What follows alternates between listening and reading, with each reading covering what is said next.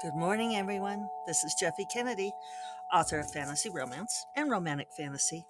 I'm here with my first cup of coffee as the chimes echo away. Delicious.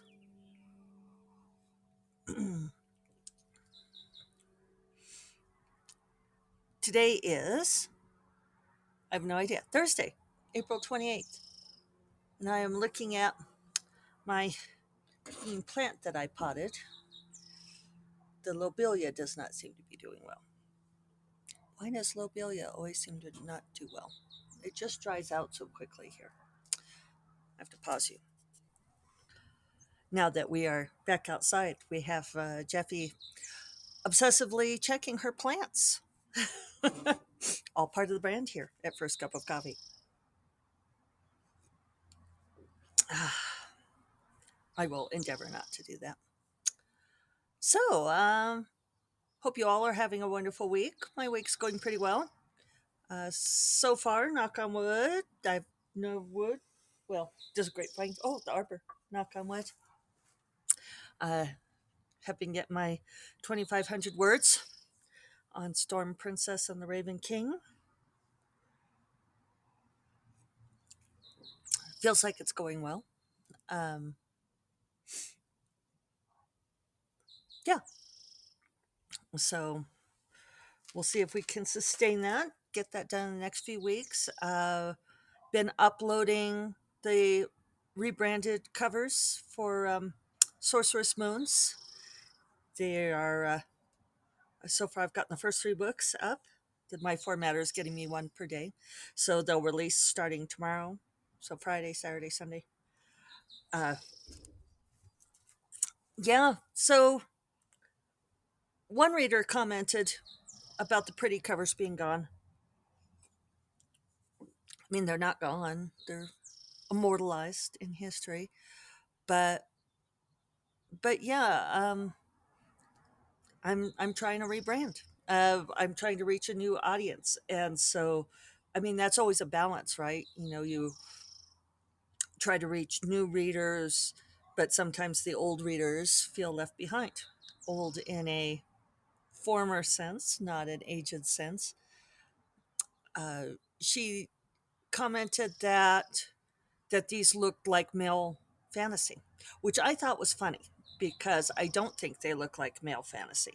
Uh, there's definitely a more masculine element to it. And Lonan's double bladed axe is front and center, a consistent element for all the covers. And that's not to emphasize Lonan necessarily. One is it's a striking image. Uh, and for me, partly symbolic of Araya's power as well. But yeah, she said, "Oh well, the horses were gone and female elements were gone," and it was like, but they're and dragons were gone, but they're not. They're still there. They're just more subtle elements. There's the dragon's tail and dragon wings. There's the representation of the horse silhouette in the background. It's there if you look for it, and Araya's hair and her magic, which is really the one of the most essential parts of Araya. So, but that's the thing is when you try to reach new readers, I'm trying to reach people who maybe haven't read my books at all before. That's partly why I'm putting them in Kindle Unlimited, because there's a lot of readers that only read on Kindle Unlimited, as I talk about on here, probably ad nauseum. And yeah, so I'm excited about it. I'm interested to see what happens. It's an experiment.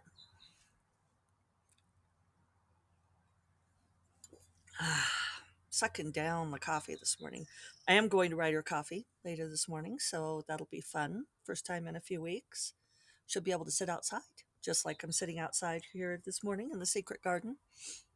Planning to do a lot of gardening this weekend. I have a lot of cleanup to get after here, and it'll finally be nice enough to do that, I think. We're supposed to have wind again this afternoon and tomorrow. but hopefully, looking like the weekend should be pretty nice.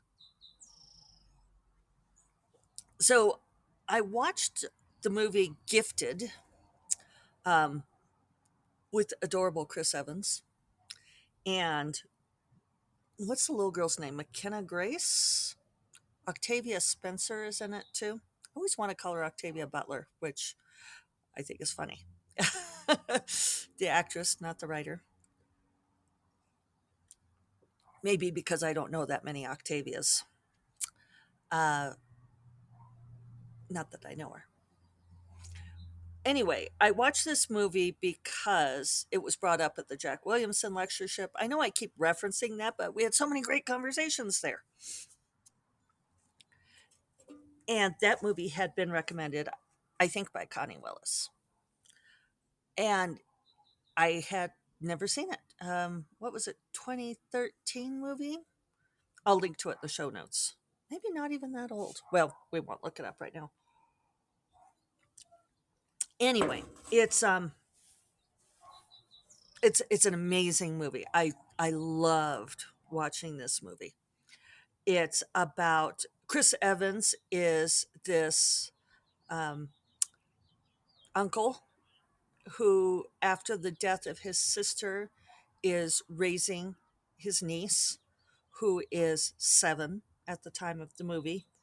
And he is living in, is it Florida or South Carolina? I think they say it's Florida, um, repairing boats for a living. The script is so great. It's really well written. Within a few moments of like the opening scene of his conversation with this little girl, her character is Mary, you learn so much about them. And they're arguing about whether or not she has to go to school. And she's, you could just tell by the way that she is debating this that she is really super smart. And he replies to her, uh, there's just a couple of different things he says. But one thing is he says, we've already discussed this ad nauseum. And she says, and she said, what does as ad nauseum mean? And he goes, looks like somebody needs to go to school to learn some things. And then later, when he's having a conversation with her teacher, who is identifying Mary as a math prodigy, which she is, and he says, no, she's just using the Trachtenberg formula. I think I have that correct, to do these multiplications. It's not a big deal, which he's putting her off because he knows it's a big deal. And you put together very quickly that he is also a genius, but is very deliberately not using his intellect. And we find out later that he had been teaching, had been a professor of philosophy at Boston University, and had quit after his sister died. And it's wonderful how these things are revealed, why he's doing what he's doing. And his sister was a math prodigy, and his mother is a math prodigy, and they want to have them go and work on these important, you know unsolvable math problems,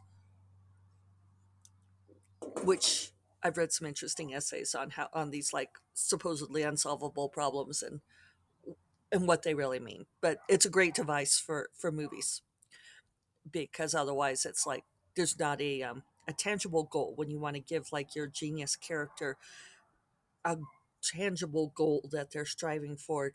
A math problem makes a lot more sense, to an audience than, I don't know what, like writing the great novel or whatever it is, whatever that means.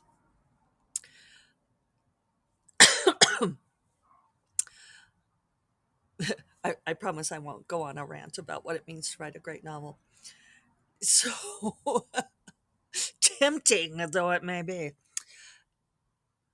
So anyway, a lot of it is about him wanting her to grow up having a normal life, and not suffer what her mother suffered by being treated as, by not getting to have a normal life. And it really just it's a beautifully done movie. It poses a lot of very interesting questions about if you have a talent, um, or a genius, even what that what responsibility do you owe to it, um, if any. Yeah, so I enjoyed that very much, and ad nauseum. I won't rant ad nauseum. I can't remember what it was. There's something else that he says that he uses some sort of word, like a $5 word or something. I don't recall what, but very they do a nice job of revealing character through just how he behaves and how he speaks, even though he is trying not to be this thing anymore. It's like inherent, and in the same way it is in his niece. I also tried to watch Spencer, about Princess Diana, Lady Spencer, played by Kristen Stewart, which I've been wanting to see for a long time. And we ended up with this subscription to Hulu, which I want to say it was an accident. It's sort of like, oops, I stumbled and tripped and fell into a subscription to Hulu. I think it was because David wanted to watch the Super Bowl and we were trying to figure out a way for him to watch the Super Bowl. So, like we signed up for the month free and then got charged for it. And then I was like, how did I end up subscribed to Hulu? Which is, I know, entirely their scheme. So I canceled it, but I'd already been charged. So we have it for like 30 more days. And when I canceled it, they want to know my reasons for canceling. And one of them on there said, one of the options was too many ads. And now I wish I could have checked too many ads because we've been watching some stuff on Hulu while since we paid for 30 more days of it. And reader, there are too many ads. It just, I know this is, I'll probably just be saying this from now on, my Gen X thing, but it really pisses me off to pay for something that then also has ads. It's either you pay for it or you suffer through ads. You shouldn't have to do both. And I'm very bitter that the world has changed this, people.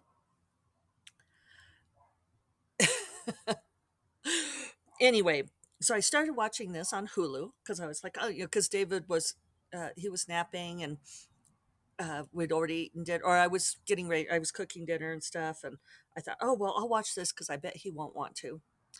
And then if I think he will, I can always stop and start over. And it was discordant. What is up with that, people? It's like they wanted to use all of this discordant jazz to show her mental breakdown, which was this necessary? And I even looked at the reviews to see if anyone else bitched about it, and I didn't see any. Um, so maybe it's me. I thought Kristen Stewart did a great job. I thought although I thought she made Diana awfully diffident, which apparently, like her bodyguard said, that Kristen Stewart got Diana's mannerisms better than anyone else.